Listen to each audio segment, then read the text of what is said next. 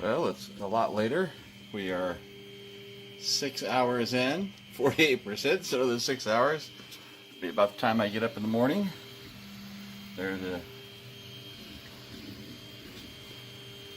building. These are half rounds down here at this end.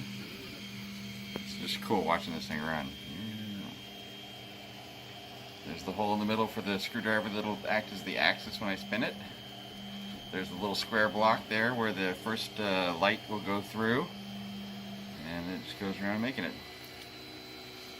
So it'll be about twice as thick as that, height-wise, and the center section will be an octagon, and then these two end sections here will be half circles. You can't see underneath it really, but that part snaps off.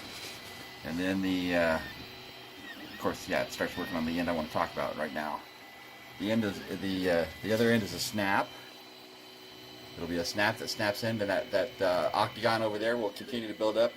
That'll be about 3 inches high, or slightly longer than the snap portion sticking out, and that'll be a spin handle that snaps onto it, so I can spin it around and reel up the Christmas lights. Anyways, it's cool. 48%, 6 hours. Dun dun dun.